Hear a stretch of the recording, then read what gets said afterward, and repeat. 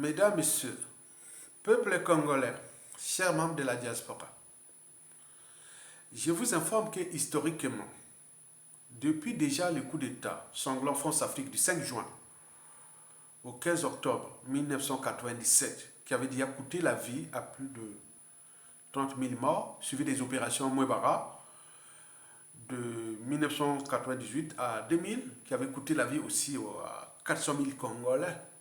Vous le savez que les médias français ou France-Afrique ont toujours fait le jeu, ou joué le jeu de la dictature liberticide, antisociale et criminogène de Denis Sassou Nguesso.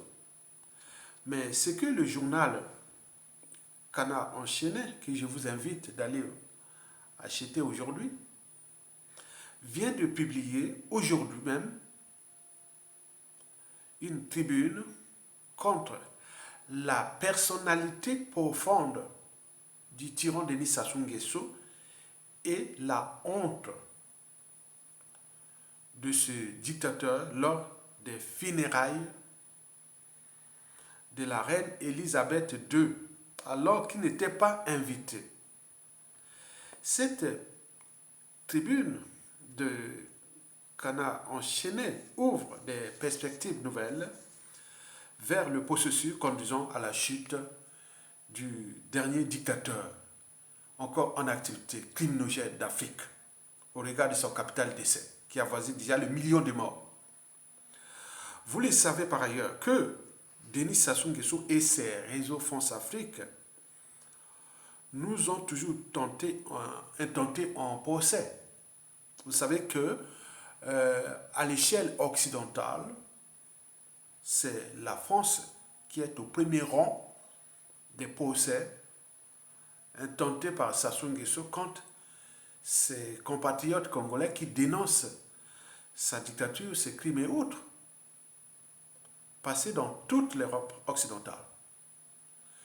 Et l'Amérique du Nord, vous en trouverez certainement un ou deux procès, pas grand-chose. Mais en France, c'est à la queue leu. Il n'y a pas un résistant congolais à la dictature de Denis Sassou Nguesso qui vit en France, qui n'a pas subi les procès France-Afrique. J'en ai un déjà en mois de novembre. Vous savez que l'ancien patron des renseignements intérieurs français, sous le quinquennat du président François Hollande, le fameux squale, Bernard Soissini, nous intente en procès pour diffamation, puisque nous avions relayé des articles déjà publiés par plusieurs médias français, et le montage qu'ils avaient fait, soit disant que le général Mokoko, après avoir gagné les élections présidentielles de 2016, avait cherché à tenter un coup d'État contre Denis Sassou Nguesso depuis des éléments basés au Gabon. Okay? Mokoko avait une base arrière militaire au Gabon qui voulait pénétrer par le Gabon pour aller attaquer Sassou Nguesso. Vous le savez que ce procès est au mois de novembre là, contre Bernard Soissini. Contre nous, Bernard Soissini nous attaque. Et donc, là, il y a deux poids, deux mesures. Puisque quand les médias français ou France-Afrique publient ces tribunes-là contre le dictateur, contre ses réseaux autres, là, c'est l'omerta.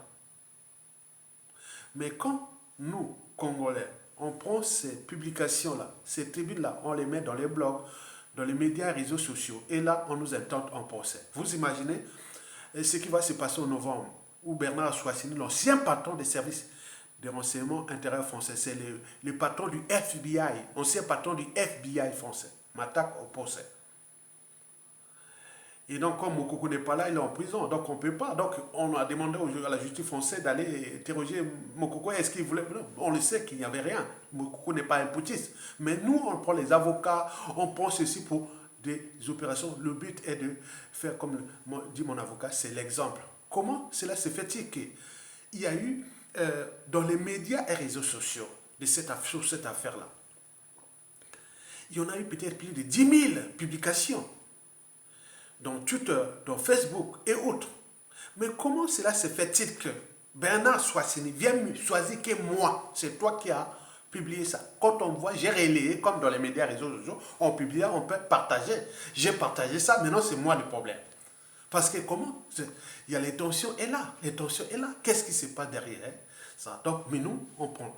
Donc, le but est que vous passez du temps aux avocats pour qu'on puisse vous assécher. Mais ça soit a-t-il le monopole de ça?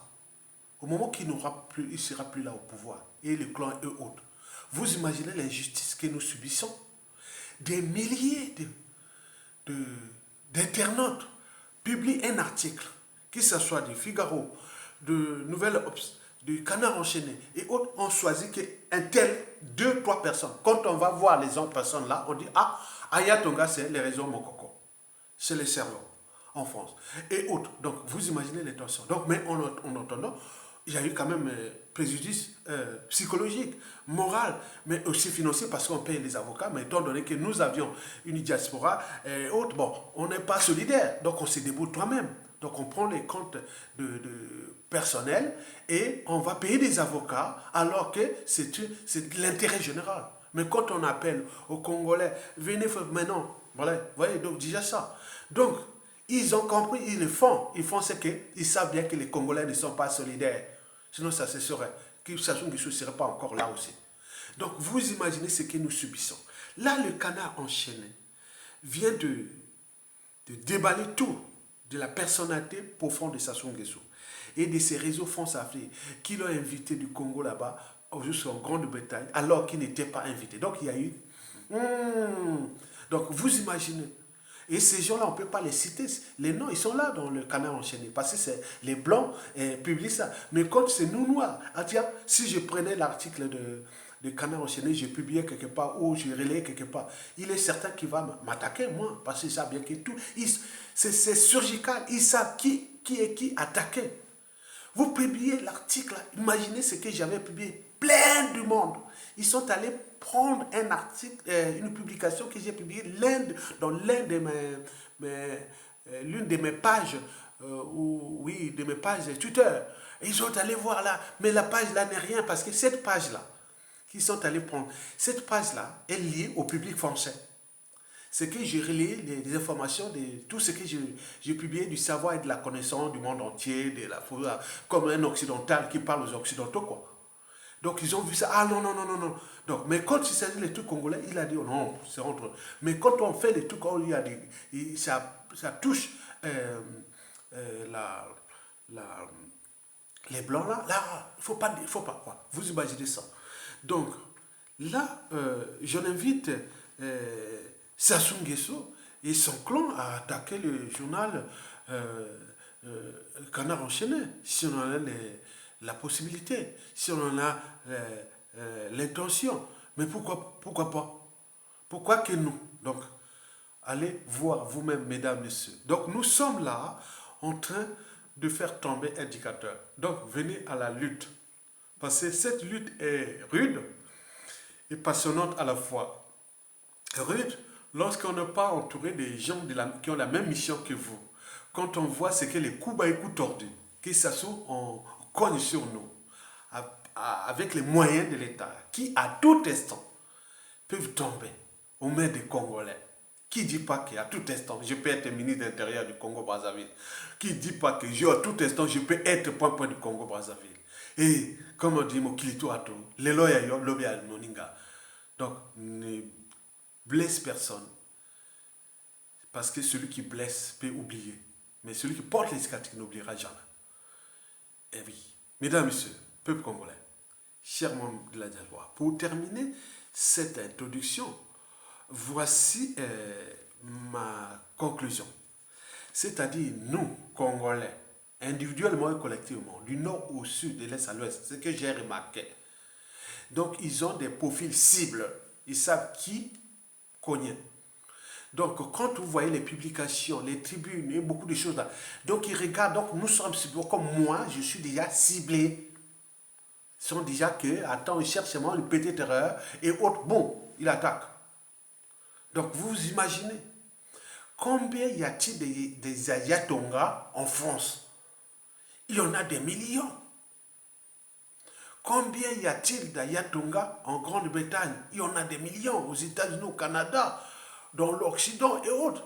Ce qu'on appelle la liberté d'opinion, l'être citoyen, la liberté d'expression, la liberté de conscience, les libertés fondamentales. Et là, ils n'en veulent pas. Et quand nous, Noirs, Africains, on vient attaquer, et là, ils se déchaînent et nous allons en procès. Vous imaginez, en novembre, là, j'ai un procès euh, avec l'ancien patron du FBI français, Bernard Schwarzenegger. Vous imaginez, et derrière ça, c'est le décor, mais il faut voir l'envers des décors. Les coups bas et coups tordus qu'ils ont intentés, c'est à bloquer certaines choses, à empoisonner. Ce sont des gens multicartes. C'est la République des voyous. Ils ont tous les coups bas et coups tordus. Donc on y reste en éveil. Ils peuvent assassiner facilement. Ils ont tenté là 3 fois, 4 fois. Donc on en éveille. Je vous dis sincèrement, cette force Afrique-là, que nous subissons des Sassou Nguesso, le jour où il va tomber là, on peut dire, je pense que tout le monde dit qu'il y aura la liesse générale au Congo. Il y aura même des morts. Puis c'est tellement que l'émotion est telle que le plus grand criminel du monde à l'échelle africaine, encore en service, s'appelle Denis Sassou Nguesso. Vous, peut-être dans les amalgames et les négationnistes, mais au moment venu, comme ce fut au moment du tribunal de Nuremberg, quand les nazis disaient bon, non, mais quand la délégation, la première délégation qui a montré les crimes d'Adolf Hitler, du nazi, ce fut d'abord les soviétiques, ils ont montré tout. Après, arrivé les Français, après les Anglais. Maintenant, là où il y avait damé les pions au tribunal de Nuremberg, ce fut les Américains, quand ils ont montré tout ça, et là, vous imaginez, quand on va démontrer un à un, déjà à l'échelle des diasporas, tout ce que le régime l'a fait contre les uns des autres, beaucoup déjà perdu leur vie. On va les montrer un à un. Et après, au pays là-bas, ce qui s'est passé, on s'est dit, ah mon Dieu. Donc, en ce moment, ils ont le pouvoir, les moyens de l'État. Et à partir de ces moyens de l'État, il exerce des pressions sur les uns et les autres, au niveau administratif, au niveau de la fonction publique, des retraites, des bourses des étudiants, de la vie de tous les jours. Et donc, vous imaginez, et après, Sassou Nguesso, combien d'autres victimes, quand les autres auront aussi récupéré ces moyens de l'État-là, comme s'ils n'avaient pas le monopole de ça. Donc, vous imaginez, mesdames, messieurs, voilà pour la parenthèse de cette introduction. Alors maintenant, on doit juste au but du sujet. La question posée est la suivante. Pourquoi Denis Sassou Nguesso doit-il être arrêté et maintenant? Sinon, la faute n'a pas de chance. Et pourquoi? Parce que le problème de l'indignité, de la honte et du déshonneur de Denis Sassou Nguesso, vu désormais aux yeux du monde entier, ne concerne non plus que son clan, sa tribu, la Kivette, la région de la Kivette, les nordistes, les victimes du Sud Congo, les Congolais, mais également l'Afrique et la communauté noire. Vous le savez très bien que parmi mes premières vidéos, parce que cette chaîne-là existe depuis 2008, cette chaîne YouTube existe. Entre 2008, je faisais autre activité. Maintenant, après, quand on joue sur le jeu, donc j'ai mis les activités de ce que je pensais du savoir et de la connaissance et autres, que vous ne connaissez pas, parce que j'ai une autre chaîne YouTube qui est quelque part, mais vous ne le voyez pas, c'est des trucs que vous ne me verrez même pas, c'est des trucs où il y a beaucoup de gens qui, voilà, donc je parle au cœur du savoir, de la connaissance, de la science et beaucoup de choses comme ça que vous ne connaissez pas. Mais là, j'ai pris cette chaîne-là, comme ça porte mon nom, Ayatonga, bon, j'ai mis depuis 2015, j'ai mis, maintenant, j'ai continué à faire là maintenant. Donc, vous imaginez que le problème de Denis Sassou Nguesso est celui de la respectabilité interraciale. Je vous l'avais fait une vidéo, parmi les premières vidéos. J'avais fait, c'était un couple de mix. Le mari était un black et une femme blanche. Il m'avait filmé ça quelque part. La première vidéo là où je parlais, pourquoi l'Afrique regroupe le plus grand nombre de dictateurs du continent noir. Et donc, je n'avais expliqué les causes et autres. Ça a duré 8 minutes. C'est monsieur qui filmait là. Vous pouvez aller voir parmi les premières vidéos. Après, bon, j'ai fait aussi une vidéo quand il y avait les opérations Mbate à Bakolo en 2014. Ça se trouve dans la chaîne de Sanita Batamba. Et donc, pendant cette tribune-là, nous étions sur l'avenue Victor Hugo, qui part de la place Victor Hugo, dans le 16e, jusqu'à la place Charles de Gaulle Étoile. Mais il y a le croisement de la rue Victor Hugo et la rue Paul Valéry, où se trouve notre ambassade. Nous avions organisé une manifestation en soutien à la RDC, à la République démocratique du Congo, parce que les opérations Mbata Bakolo qui se passaient là, c'était vraiment pas bon. Hein, c'est pas bien, puis c'est pas le. Voilà. Donc nous étions partis manifester là-bas, et j'avais alors dit dans cette tribune-là que l'enjeu de Denis Sassou Nguesso dégage, et que vous devez le savoir et le retenir, que l'homme noir ou africain peut être riche, intelligent, tout dans le monde. Mais tant que l'Afrique ne sera pas debout, en termes de respect déjà des fondamentaux de l'humanité, de la société et de la civilisation. En d'autres termes, tant que l'Afrique, dans l'Afrique, notre Afrique, on ne respecte pas les lois, règlements, constitutions, institutions et autres, nous ne serons jamais respectés.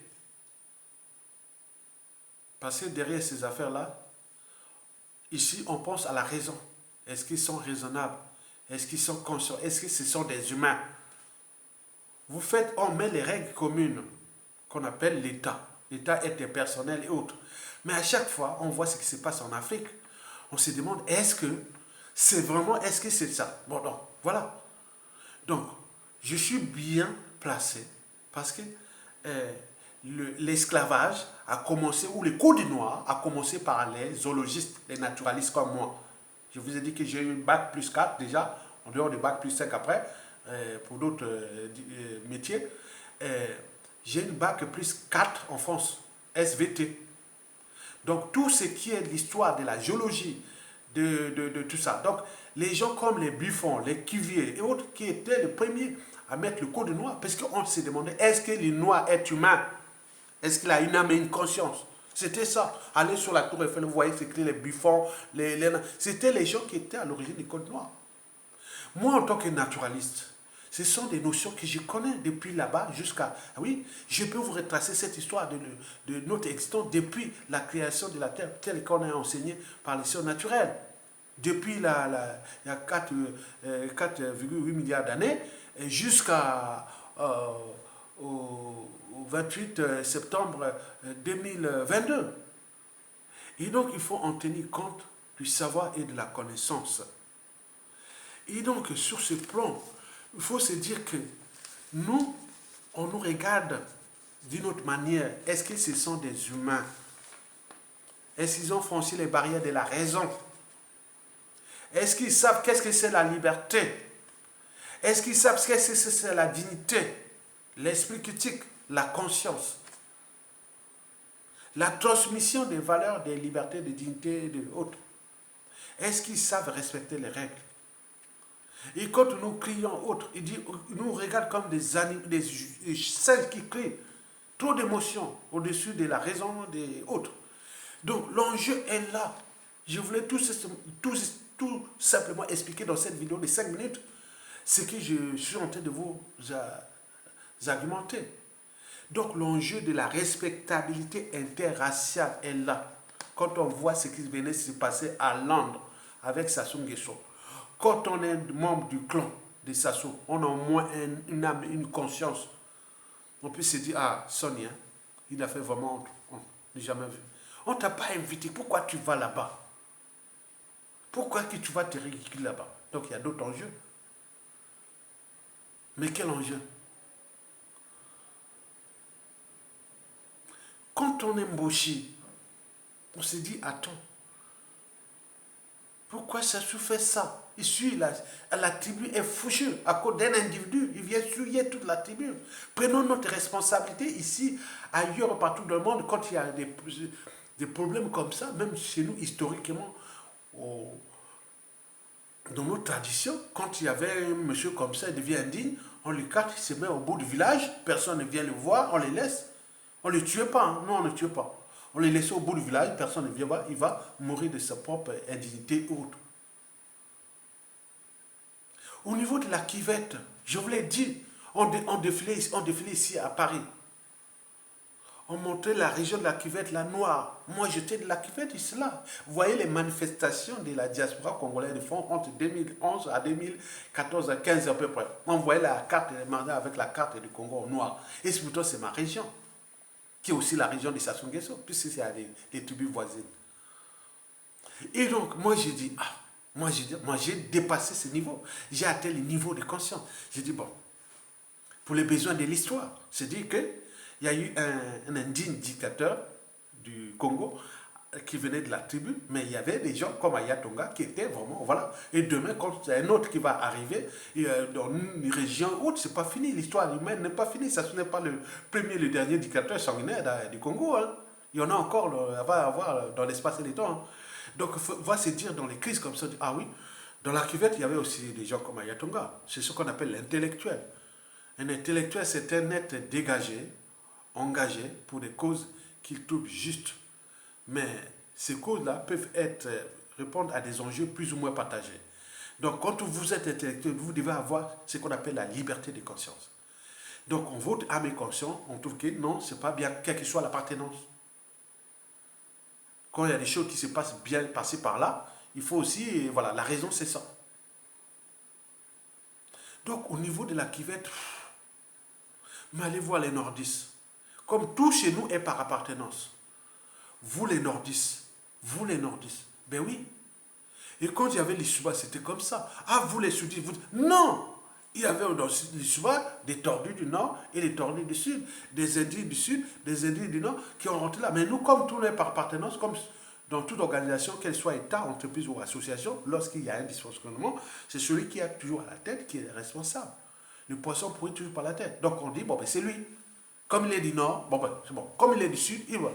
Donc ça, il faut s'affranchir de ça. Quand vous affranchissez de cet état de crise émotionnelle et d'appartenance, vous devenez un citoyen. Un citoyen a les droits et devoirs de désobéir à un ordre injuste, à la justice, l'oppression et à la barbarie. Parce que par la désobéissance, vous arrachez votre liberté déjà d'individu. Et quand vous devenez un peuple, bon, ben, c'est liberté de peuple. Mais quand on se trouve dans des situations de Sassou Nguesso comme ça, quand on est citoyen, bon, ben, on a le droit de résister.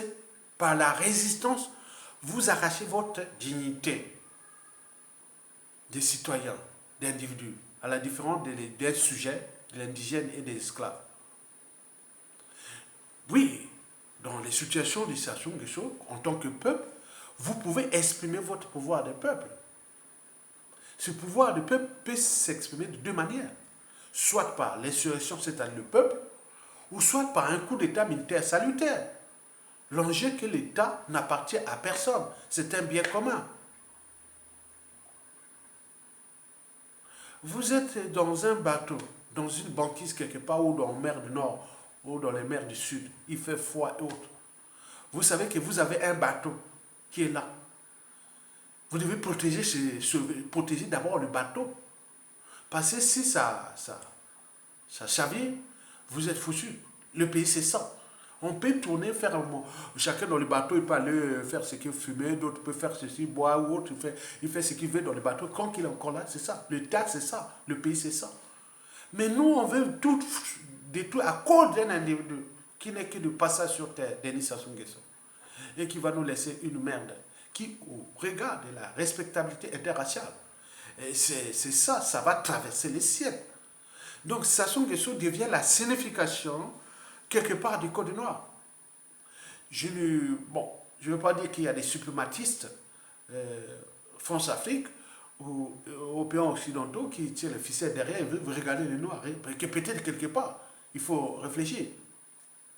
Donc cette situation est problématique chez nous. Sassou, la dictature de Sassou a une signification au niveau des respectabilités interraciales. Est-ce qu'ils sont capables? Sassou peut partir sans être jugé ni condamné, humilié. Il va laisser les défis permanents, les contentieux permanents et autres. Ben oui. Regarde, il y a de notre anthropologie, notre part d'humanité. Tout est par appartenance. Au lieu de réfléchir et de se dire non, aujourd'hui, tout Congolais qui a au moins un cerveau, une âme et une conscience, qui respecte qui aime son pays, peut structurer, organiser quelque chose pour descendre Sassou Nguesso. Les Assimi Goïta, les Mamadou Doumbia et autres, certains ont fait sous ordre des puissances étrangères, mais il y a d'autres qui ont fait vraiment pris les sens d'intérêt général. Mais pourquoi pas chez nous? Sassou n'a jamais été aussi affaibli. Et mais nous sommes là en train de... Il est en train de vivre sa vie. Il est en train de vivre vraiment... On n'a plus rien en commun. Ni avec nous Congolais, ni avec les Africains et autres. Il est en train de souiller l'image de la communauté noire. Parce que nous, qui vivons ici en Occident depuis des années, qui avaient fait des métis, qui sont déjà grands, mais quand ils passent comme ça, ils se disent quand même... Mesdames, Messieurs, peuple congolais, le problème de Denis Sassou Nguesso n'est plus que congolais, mais il est aussi africain. Il est aussi de la communauté noire de par le monde. Parce que ce qu'il fait là dépasse le cadre purement culturel et même communautaire. Ça veut dire que, en dehors de nous, culturellement Congo, mais il y a aussi communauté africaine, communauté noire. Mais il y a aussi les Blancs qui sont là, qui se disent, mais quand même, vous savez qu'un tiers des Congolais étaient à l'étranger, ils ont métissé, mélangé, tout ça. Quand tu vois ça, se dit, mais faites quelque chose. Congolais, faites quelque chose pour les descendre. Sassou n'a plus rien à faire. Là, il passe tout son temps à Oyo là-bas. Vous imaginez, c'est ça. Il vient faire ses coups, il tordus quand tout le monde à l'étranger, il rentre à Brazzaville le soir. Il fait un peu d'heure, il gère un peu les soi-disant nommés gouvernements. Quel gouvernement? Il y a encore quoi qui peut fonctionner? Rien du tout. Sassou vit sa vie. Une vie qui lui a été attribuée au sommet de la pyramide France-Afrique maçonnique. Lucifer même. Tant qu'il ne trahit pas ses missions rôles-là, il peut continuer. Mais c'est nous qui subissons en tant que communauté, déjà congolais et africaine. Regardez le bazar qu'il est en train de faire là, dans toute la sous-région et autres. Il n'a rien à foutre. C'est un mercenaire. Sassou, c'est un coq-mort. C'est les néron tropical. Ces individus-là qu'on rencontre une fois tous les 2000 ans dans une nation, société donnée, ils seront toujours au service de la justice, l'oppression et la barbarie. Et surtout de la honte et du déshonneur. Tant qu'à faire, si vous n'êtes pas capable,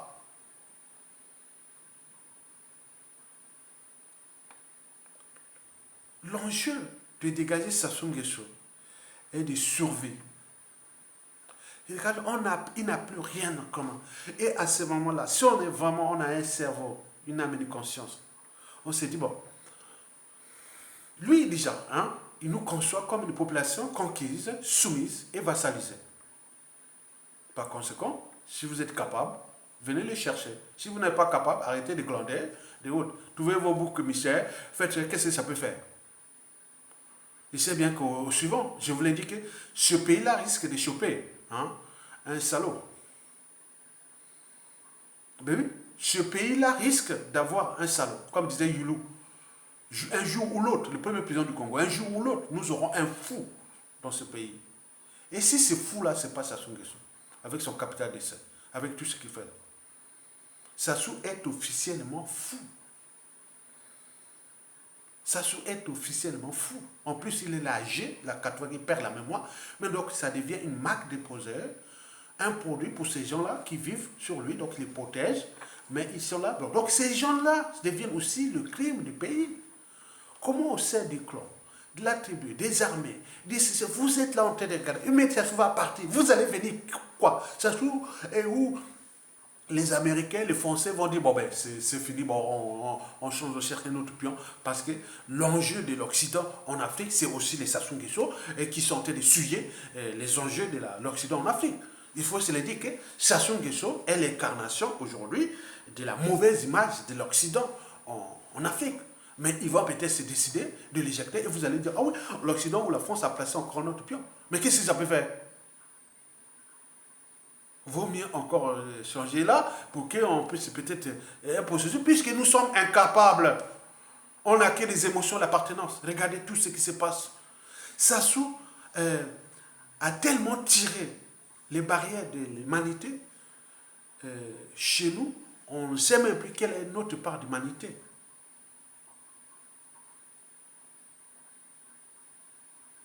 Quelle est notre part d'humanité? Au regard des standards des traditions, culture et société et civilisation. Ailleurs, les autres se révoltent, ils font ceci, mais nous, on est là maintenant comme ça. On cherche les boucs émissaires, on vient insulter, on vient... Non, non, mais c'est quoi cette affaire? Nous qui vivons ici depuis des années, on est la synthèse entre l'Afrique et l'Occident. Moi, j'ai une chance inouïe, déjà au pays.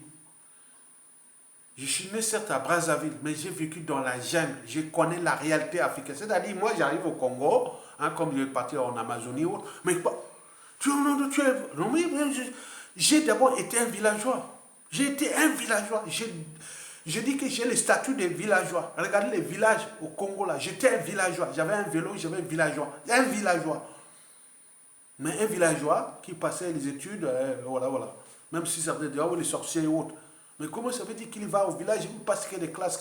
Bon, moi j'avais peut-être mes histoires, peut-être l'intelligence, je ne sais pas. J'étais un villageois, donc je connais bien la nature. Et en plus, je suis prof de SVT, sciences de la vie et de la terre, biologie, géologie. Et en plus, j'ai étudié les études de l'environnement. Cycle de vie, énergie, matière, développement durable et tout ça. J'ai un diplôme Bac plus 5, c'est ça. J'ai eu un diplôme de communication. Donc tout ce qui est la communication politique, institutionnelle, commerciale, je suis calé là. Vous imaginez? C'est les cerveaux qui sont là. Je ne suis pas le seul. Il y en a plein de Congolais là. Donc ce n'est pas la matière grise qui manque. C'est l'esprit. Nous sommes adaptés, nous sommes puissants. Mais on pense au pays. Mais pour moi, un seul individu va partir essuyer là. Qui au Congo là-bas qui travaille encore pour le Congo? Rien. Toute intelligence est suspecte. La raison est tout ça.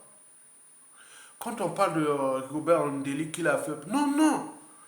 Rigobert Ndeli, qu'est-ce qu'il a fait? Tous ceux qui travaillent sur 97 à nos jours, qu'est-ce que ça peut faire? Un ministre de l'économie, vous savez, les fondamentaux d'un ministre d'économie et des finances dans un pays du tiers-monde qu'il devait faire. Il devait respecter 3 fondamentaux. D'abord, la ligne politique. Qu'est-ce qu'il fait pour la politique? Quels sont les projets et autres? Et surtout, contre la tête de cette politique, vous avez Sassou Nguesso. Donc, tout est caduc. C'est l'image. Tout est caduc. Le deuxième d'un ministre de l'économie et des finances, ce sont les paramètres macroéconomiques. Là, quand on voit au niveau de la macroéconomie du Congo, la balance commerciale, qu'est-ce qu'il y a? Là, on veut que du pétrole, géré de manière de l'opacité totale, donc on ne crée pas de richesses, on ne crée rien du tout, pas d'emploi et tout ça. La balance commerciale est sur le pétrole.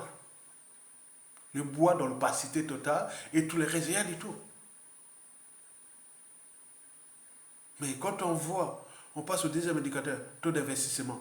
Rien. Qui peut venir, investissement privé qui vient là-bas? Ce sont les gens qui sont venus exploiter les bois, les minéraux, tout ça, il n'y a que ça. Ou ceux qui sont venus, tous les monopoles qui est de la force d'Afrique au niveau de tout ce qui se passe, ils ont fait des trucs de monopoles là-bas, pas de concurrence, pas de ceci. Mais l'investissement public, mais où? On est un pays endetté. Alors que l'argent, le pétrole coule à flot. Vous gagnez 10 000 euros par mois. Et vous êtes endetté. Il n'y a rien que vous n'avez pas investi quelque part. On s'est dit que vous avez des dettes énormes. Mais où va l'argent là? Vous avez 10 000 euros. Vous avez la dette de plus de 100 000 euros. Mais qu'est-ce que vous voulez là? C'est un problème. Donc l'investissement public ou privé, c'est caduc. Donc vous ne pouvez pas avancer dans ce pays. En plus des problèmes de force Afrique, des monnaies, tout ça là. Vous imaginez? Donc les tiers-monde est là. Mais le troisième indicateur, taux de consommation, ou les arriérés des pensions, retraites et tout, rien du tout. Mais Rigobert Andélik a fait là. Il est allé gérer les tours de caféias du FMI pour Sassou Nguesso. Il avait, bon ben merci, tu as fait ça, maintenant on a un peu d'argent, puisque le contexte, comme on appelle, de production de pétrole est favorable, parce qu'aujourd'hui on a eu un peu de magot, maintenant barre-toi, non, on ne veut pas que ce soit. Donc on gère une colonie, on gère, voilà, des choses comme ça. Donc au niveau des taux de consommation, il est négatif, rien du tout. Les arriérés des salaires de bourse et autres, qui va payer ça après? Comme au temps de Bilongo, après la Sassou Nguesso, on a dit Mbonge Bima. Les fonctionnaires, les militaires réclamaient les augmentations des salaires et autres. Ils sont là, ils ne sont pas capables de prendre leurs responsabilités. Et demain, que Sassou part, il va dire les militaires Mbonge Bima, ils vont commencer à tirer par-ci par-là. Mais vous êtes lâches. Descendez Sassou Nguesso maintenant, puisqu'il y a des cerveaux qui sont là. Le contexte est bon. Notre magot est caché quelque part. On peut réformer les armées. On peut faire mieux des choses pour que vous vivez bien. Ce n'est pas que l'armée que je suis militaire. Mais il faut aussi voir les cadres de vie. Là où tu peux travailler, vivre et se promener dans le pays. Puisqu'il y a des cerveaux, il y a les gens. Mais vous êtes là en train de regarder Sassou Nguesso quand même. Donc en tenant compte de ces indicateurs macroéconomiques, on s'est dit que le pays est par terre. Donc, il n'y a jamais eu de croissance au Congo. Quand vous avez la balance commerciale, qui est quelque chose de pétrole, on ne sait pas, voilà. Vous avez le taux d'investissement public ou privé, il est en berne, il est problématique. Et le taux de consommation, et voilà, vous êtes là. Mais il reste le troisième paramètre, c'est-à-dire le projet de société, et le modèle économique. Nous savions quel modèle économique. Nous savions quel modèle économique. Le modèle économique du Congo n'est calqué sur le pétrole. Est-ce qu'on a diversifié l'économie? Est-ce qu'on a mis la main sur l'éducation? La formation de la main-d'œuvre qualifiée? Est-ce qu'on a mis beaucoup de choses? Ou repenser d'autres modèles de développement, comme on appelle modèle de développement? Donc nous avions tout ça à faire. Mais comment nous allons faire ça avec ces individus comme Sassou Nguesso et les jeunes? Donc ces ministres d'économie et des finances sont zéro.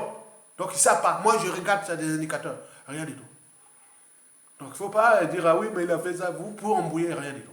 Mesdames, Messieurs, peuple congolais. Donc, pour terminer, je vous dis que nous sommes à la croisée des chemins. Nous devons faire de telle sorte que nous dégageons ce monsieur. Eh bien oui, parce que l'enjeu de dégager Sassou Nguesso traverse notre pays. Il est maintenant à l'échelle africaine. Il est à l'échelle planétaire, au niveau de la communauté. Donc, ça soit en train de monter aux yeux interraciales que voilà les Noirs, comment fonctionnent les Noirs. Donc nous devons nous regrouper ensemble par tous les dégager, par tous les moyens. C'est sa trappe-là, comme dit les canards enchaînés. Ça n'a qu'à aller attaquer canards enchaînés, au lieu de nous attaquer.